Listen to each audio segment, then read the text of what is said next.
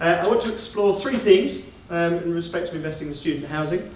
Globalisation, what are the key trends in globalisation that are relevant to investing in student housing? How has globalisation affected the students, the lenders, the investors?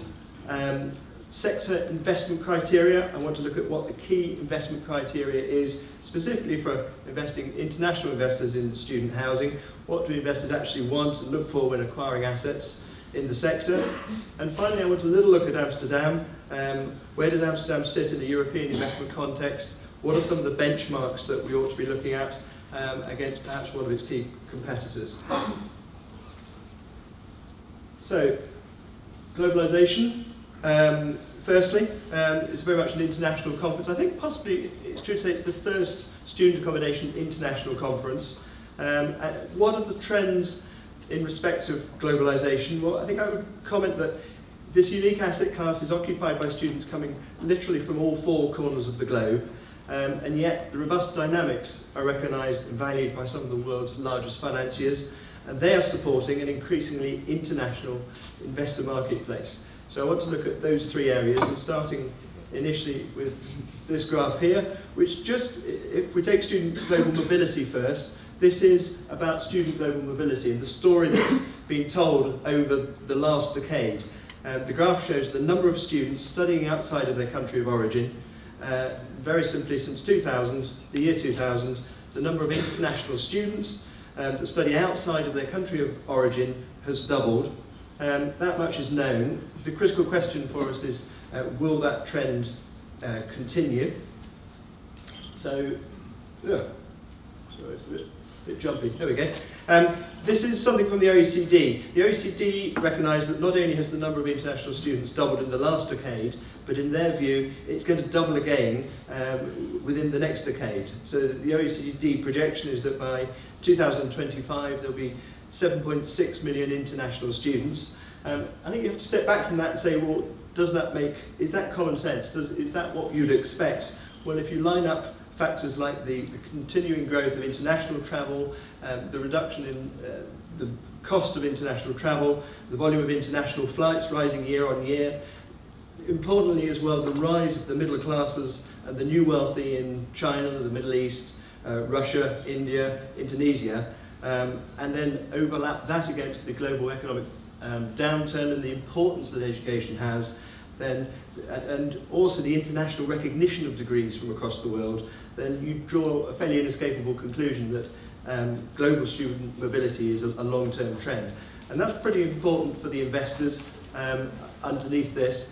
The investors, again, there's a globalisation story in respect of investors. I've just pulled out what I think are possibly the 5 key categories of investors. High net worth private equity. A lot of the investment being done at the moment is by high net worth individuals, family offices. To pull one out, Sir Charles Dunstan, Carphone Warehouse fame, has got a specific vehicle set up for student accommodation and is investing his personal wealth in the sector. But increasingly it's also the more substantial investors, the sovereign institutions, GIC, Government of Singapore, the Malaysian government, all investing in student accommodation. And then I've broken down financial institutions into 3 specific types. So financial institutions asset purchase, where they're actually acquiring directly into the asset.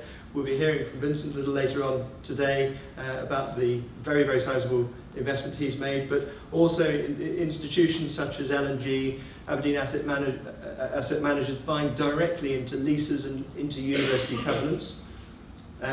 Moving on to financial institutions under the banner of sponsorship, where I pulled out Urban Nest as being an example of an international or global brand that is actually a Chicago, is backed by a Chicago-based equity house with underneath that a Canadian pension company that provides the financial support. And then finally, financial institutions lenders. Another theme that's particularly come through this year is that some of the biggest financial institutions are actually lending the debt into the market at the moment, and as an example of that specifically, M&G have lent into the acquisition by a US equity house, Roundhill, into the Nido portfolio. That's a portfolio of assets in London. It's a transaction of 424 million, but what was significant for me in this context is that M&G were the debt funder. They weren't lending the equity, it was the debt. So part of the meaning of this slide, I suppose, is that one of the globalisation trends is that increasingly we're seeing that it's an international investor base, it's an institutional investor base, and those institutions are lending both or acting both in the equity and the debt sides of the transaction.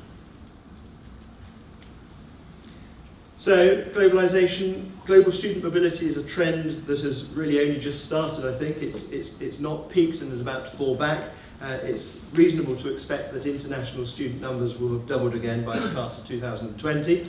And on the other side of globalisation, it means a growing trend for international investors supported by international debt and increasingly into an institutional asset class.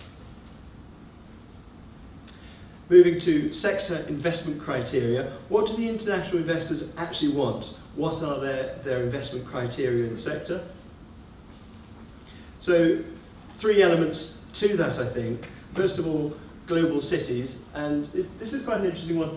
The key international investors are looking for the capital cities and the global cities.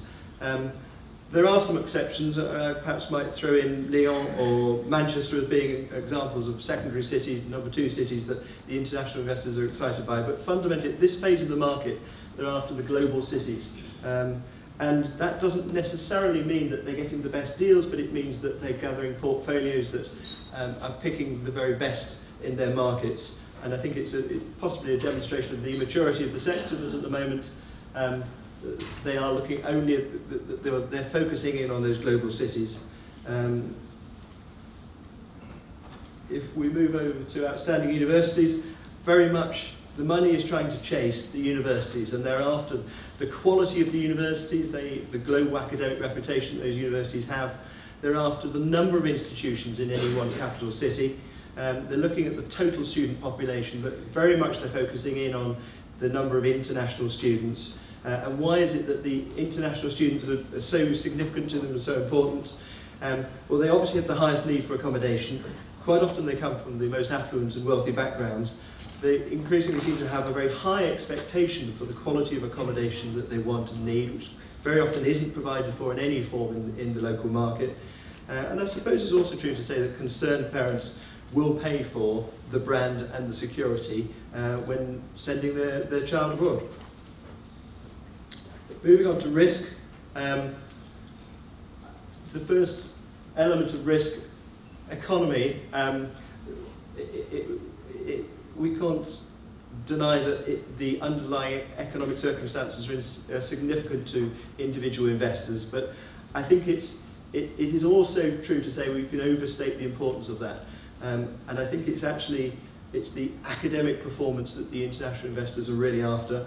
I've shamelessly stolen a quote from Bob, who we'll hear of later, but academic certainty overrides economic uncertainty, and I think there's a huge degree of truth to that. It's what investors are really after is the academic certainty, and they would point out that in Amsterdam today we've got two universities, one was founded in the 1600s and one in the 1800s. They've ridden out the economic cycles, and investors aren't looking to buy into the economic cycle, they're looking to buy into the academic certainty. In respect of structural undersupply, what I really like about this sector is it's very, very transparent. You can count the number of students, you can count the number of existing bed spaces that either the university or the private sector provide. You can look at the pipeline and work out what's coming through in the pipeline and what's being developed or is capable of being developed with planning consent. And you can really assess the structural undersupply, and I think that transparency is also something that's very attractive to investors. And is very much part of their criteria. The other thing is certainty, and one of the things with this being an international conference, one of the things that varies between cities and markets is certainty in different elements and fields. It might be that we're talking about certainty in respect of taxation, whether you can get the VAT back on the development or whether you're at risk of the VAT back, whether you have in the UK SDLT issues at the moment, whether you can get SDLT at a lower level or a higher level, building regulations, rights of light, judicial review, planning consent, possibly even some title issues in some markets. But investors absolutely want certainty. They want to buy into things that they know and can be clear about. Rental freedom, if we put rental freedom and university support as being two linked and combined elements, but rental freedom, what the investors are really looking for in direct let student accommodation is the prospects for rents to be able to grow and escalate with the market. They're buying into the market itself, whereas investors looking for university support are all about trying to buy into the university covenant, and you don't necessarily get both at the same time. I tried to bang this into a graph that sort of visualised that. Direct let on the left-hand side, upside exposure, direct let student accommodation, people wanting to get the upside exposure of rental growth, or on the right-hand side, the lease, people buying into the covenant of the university and safety and security of the lease. There's not an awful lot in the middle there, but that possibly is, in between the two is a hybrid solution. A hybrid solution is where it's neither direct let nor a lease, but you have a university partnership, nomination agreement or a reservation agreement. It might be an on-campus solution. It might be a value proposition. It might be providing accommodation at a particular price point that students are attracted by. But the hybrid solutions can often be attractive to the institutions that are investing in the sector. And we'll be hearing from Vincent later on, who might want to comment on that specifically. But there is a spread between the ability to control rents and what investors want in terms of low-risk income profile. So, sector investment, jump through there. Sector investment criteria, it's global cities, outstanding universities, and understanding the risk. So if we then translate that through looking at Amsterdam, what does that mean for Amsterdam? What are the benchmarks that we can put against Amsterdam to compare it against its competitors? Perception, I think Amsterdam is considered a very, very strong, it has a very, very strong global perception, both economically, socially and culturally. And I suppose specific now, meaning from the perspective of international students choosing which international city to study in.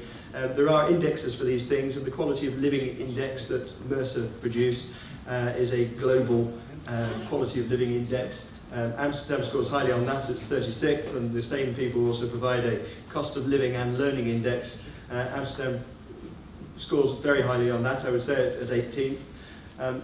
In terms of language, you're all wondering why I put English there, but as a second language, and the very fact that I hope most of you can understand what I'm saying as well, demonstrates that you have an international second language, and I think that's particularly significant when you're trying to attract international students.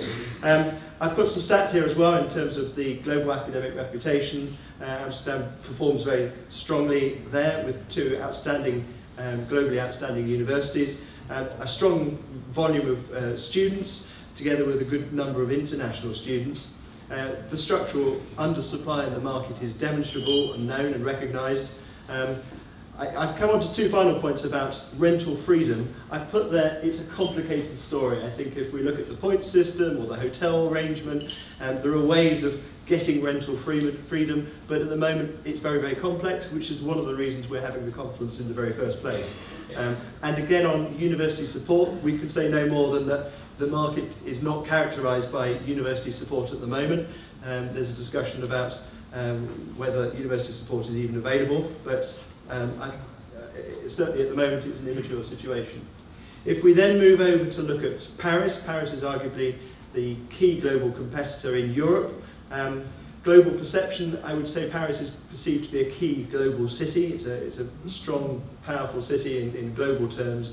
The Mercer Index for quality of living, well, really whatever that means, puts it at 20th. Cost of living is a little bit more expensive.